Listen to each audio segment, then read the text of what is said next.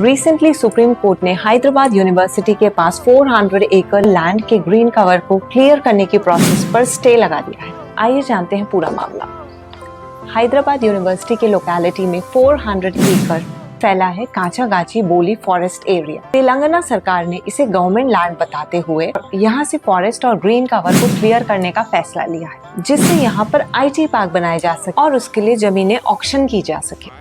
University of Hyderabad के student government के इस फैसले के अगेंस्ट प्रोटेस्ट कर रहे हैं और डिमांड कर रहे हैं कि यहाँ पे इस तरह का कोई ऑक्शन ना किया जाए। और हाल ही में आई फोटोग्राफ्स और वीडियोस के बेसिस पे सुप्रीम कोर्ट ने कंक्लूड किया है कि ये एक अलार्मिंग सिचुएशन है और इस एरिया में एनिमल के हैबिटेट्स हैं। ये वीडियोस में डियर, पीकॉक और अन्य जंगली जानवर अपनी जान बचाने के लिए भागते दिख रहे हैं। ये काफी हद तक प्रूव करते हैं कि ये फॉरेस्ट एरिया है।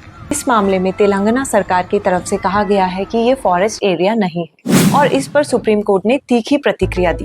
कहा गया कि क्या सरकार ने प्रॉपर असेसमेंट और परमिशन ली। कोर्ट ने अपने पिछले ऑर्डर्स की याद दिलाई, जिसमें सरकारों को सख्त हिदायत दी गई थी कॉम्पनसेटरी डिफॉरेस्टेशन को लेकर। साथ ही साथ तेलंगाना के चीफ सेक्रेटरी को एफिडेविट के थ्रू ये बताने को कहा था कि इस अर्जेंसी के चलते ये फॉरेस्ट क्लियर कराने का फैसला लिया गया।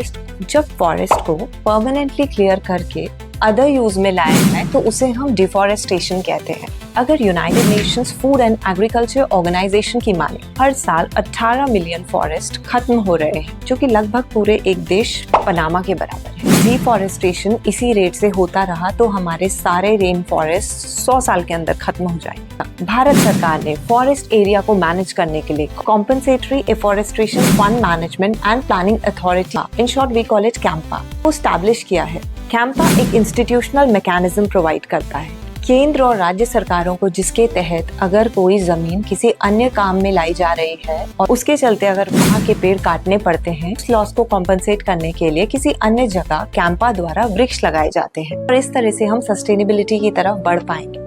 आज के टाइम पे हम डेवलपमेंट को भी ओवरलुक नहीं कर सकते। Therefore, solution lies in going for the development model which is backed by environment impact assessment.